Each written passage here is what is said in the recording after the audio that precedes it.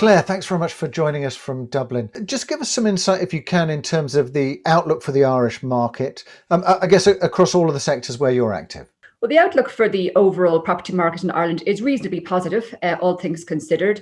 There's obviously been different impacts to the various subsectors of the market. So speaking about retail, for example, that's been the hardest hit really, and I think that's been a trend across Europe.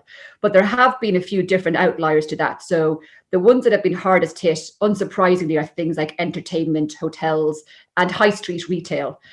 Retail warehousing, so those kind of large scale retail centres on the edge of provincial towns, have been more resilient actually. And again, that's, I suppose, part of the reason of them being located to the outside. They've weathered the storm a little bit more, and they've been able to trade in terms of construction materials and things like that. Moving on then to the office sector, again, we have seen a slowdown this year in relation to leases, so things are taking longer to sign.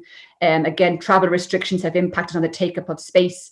Although it is worth noting within the Dublin market, we actually have 5 of the largest tech companies having headquarters here. So the like of Facebook, Google, Amazon, Salesforce, and LinkedIn.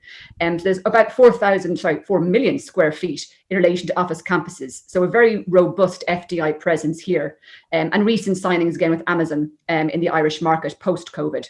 So in relation to the industrial and logistics market, that has been robust and has actually compressed in terms of yields throughout 2020, and we've seen rental increases.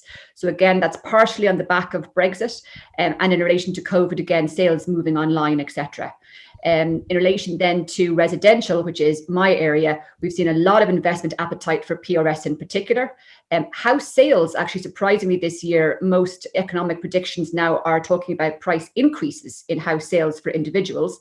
And in relation to the PRS market, we've had a number of post-COVID transactions, again, showing that the yields have stabilised, very strong markets.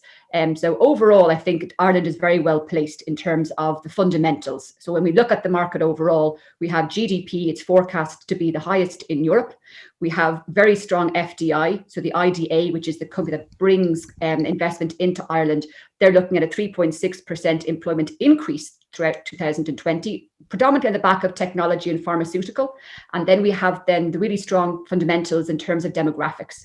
So Ireland has the strongest cohort of 25 to 44-year-olds, the highest fertility rates, so our natural population increase is growing. So overall, I think we're in a very strong position coming into 2021. Thanks very much for joining us, Claire. Thank you.